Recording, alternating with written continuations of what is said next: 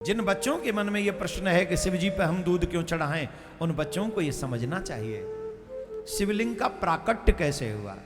और यहां पर हम एक और बात स्पष्ट कर दें, शिवलिंग का लिंग का मतलब कई लोग पुरुष के चिन्ह से व्याख्या करते हैं, जो सरासर अपराध है।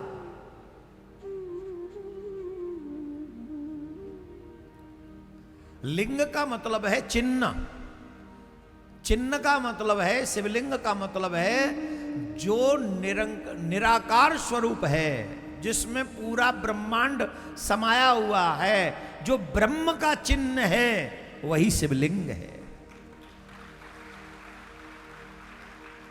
शिवलिंग का मतलब है लय और उदय, जिससे संसार आता है और जिसमें संसार समा जाता है, वो शिवलिंग है।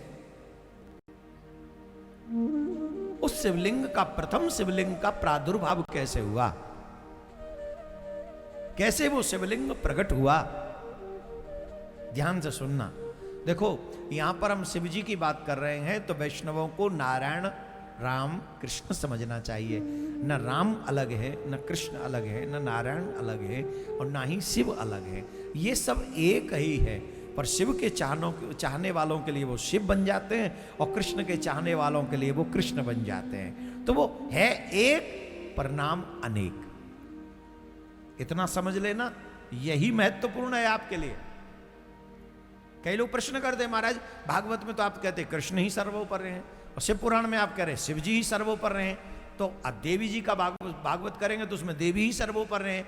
पर ये सब एक ही हैं, 2 3 4 नहीं है। जैसे बच्चे 4 हो, पिता एक ही है, मां एक ही है, कितने करोड़ों लोग हैं, पर धर्म एक ही है, सूर्य एक ही है, चंद्र एक ही है, ब्रह्म एक ही। एको ब्रह्म द्वितीयो नास्ति, वेद कहता है एक ही ब्रह्म है, द्वितीयो नास्ति, दूसरा कोई नहीं है। पर जब जब कभी राम बन के कभी जाकी रही भावना जैसी, प्रभु मूर्ति देखी तिन तैसी। जिसकी जैसी भावना होती है, भगवान वही रूप धारण कर लेते हैं। कभी राम बन जाते, कभी श्याम बन जाते। तो इसको समझने के लिए थोड़ा सा माइंड ओपन रखिए। जल चढ़ाने का क्या लाभ है, शिवलिंग की पूजा करने का क्या लाभ है, शिवलिंग पर चढ़ा हुआ प्रसाद हम ग्रहण कर सकते हैं कि नहीं, इन सभी बातों को बताएंगे। लेकिन पहले कि शिवलिंग का प्राकट्य कैसे हुआ। जितने भी लोग आज यहां आए हैं, आप भाग्यवान हो। जितने भी बच्चे यहां बैठे हैं, आप सीखो भगवान शिवलिंग का प्राकट्य कैसे हुआ। नोट करो, अपने धर्म को जानो। जैसे मुसलमान भाइयों के बच्चे जानते हैं कुरान में क्या है, जैसे क्रिश्चियन भाइयों के बच्चे जानते हैं बाइबल में क्या है, वैसे हर सनातनी बच्चे को पता होना चाहिए रामायण में क्या है, और गीता में क्या है, और शिव पुराण में क्या है, पता होना चाहिए आपको। अगर आपको अपने धर्म का पता होगा तो लोग आपको कन्वर्ट नहीं कर सकेंगे। आप ही लोगों को सनातन में समझाने का बल प्राप्त कर लेंगे, सामर्थ्य प्राप्त कर लेंगे। ये कब संभव होगा, जब आप धर्म को जानेंगे। हम एक बात हमेशा बोलते हैं, हमारी एक बच्ची है, शिष्य है, कैलिफोर्निया में पढ़ रही है, कैलिफोर्निया यूनिवर्सिटी में।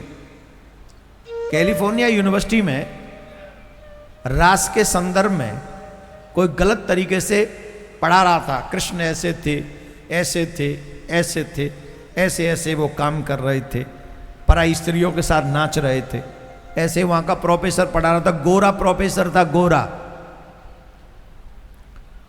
उस बच्ची ने खड़े होकर बीच क्लास में कहा, sir you are teaching us wrong, आप हमें गलत पढ़ा रहे हैं।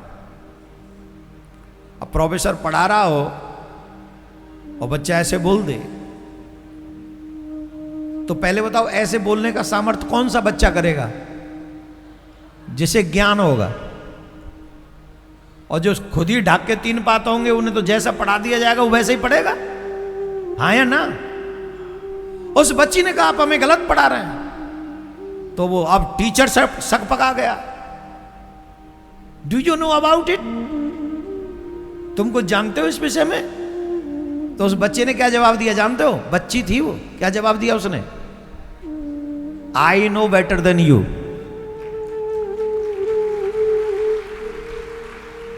मैं आपसे अच्छा जानती हूं। लेकिन प्रोफेसर भी अच्छा रहा होगा, बोले yes come here, you can try, teach us. बोले ऑफ कोर्स।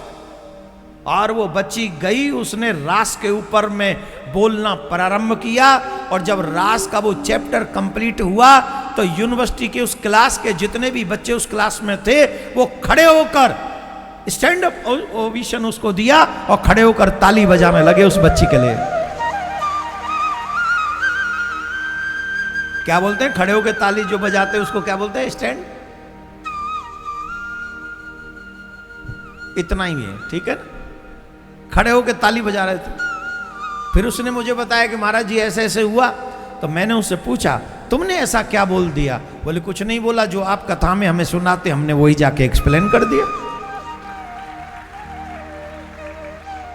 और आप तो उनसे बेटर कथा में एक्सप्लेन करते ही हैं। भगवान ने जब रास किया था तो भगवान की आयु थी 7.5 साल, 7 साल। अब 7 साल का बच्चा क्या जानता है स्त्री पुरुष के विषय में? बोलिए, तुम्हारे घर में भी 8-9 साल के बच्चे होंगे, उन्हें क्या पता स्त्री पुरुष किससे कहते हैं? जवाब दो। और कोई मेरे कृष्ण को कहे और उसी कहे कि वो तो पराई स्त्रियों से नाचते थे, खुद दूसरों की स्त्रियों पे नजर रखते हैं, इसलिए भगवान कृष्ण को भी ऐसा समझते हैं? पापी कहीं के। अरे क्यों भूल जाते हैं? उसी रास में भगवान श्री कृष्ण ने कामदेव को परास्त किया था, जिस काम के अधीन रहकर आप दिन रात अपना मेंटली स्टेटस खो चुके हो। उसी कामदेव को परास्त किया था उसी रास में। इसलिए मेरे बच्चों से मेरा निवेदन है, आप अपने धर्म को थोड़ा बहुत जानो। आज जानने का प्रयास करेंगे शिवलिंग। आप लोगों ने किस किस ने वो वीडियो देखी है? जो एक बच्ची हमसे पूछ रही थी, शिव जी के ऊपर दूध चढ़ाने से दूध को खराब करने का क्या लाभ है? किस किस ने देखी वो वीडियो? हाँ, एक बार फिर देख लो, कहीं जाके मिल जाए तो। अच्छा, कई लोग हमें, जो दूसरे साइड के लोग थे, वो उल्टा सीधा भी बोले। सही तो प्रश्न किया, तू ही कर ले, आके मेरे आगे आ जा, तू आ ना। बच्ची का तो, उस बच्ची को तो हल्के में समझाया क्योंकि वो बच्ची थी। तू आगे, तुझे समझाऊं मैं? ऐसा समझाऊंगा बेटा, ऐसा समझाऊंगा कि तू यहां से जाएगा ही सीधा शिव जी के मंदिर में दूध चढ़ाने के लिए। आजा। कमरे में बैठ के मोबाइल को सेट करके वीडियो बनाना बहुत आसान है। इन हजारों के बीच में बैठकर पुराणों की बात को कहना, इसके लिए गुरु कृपा चाहिए, गोविंद कृपा चाहिए।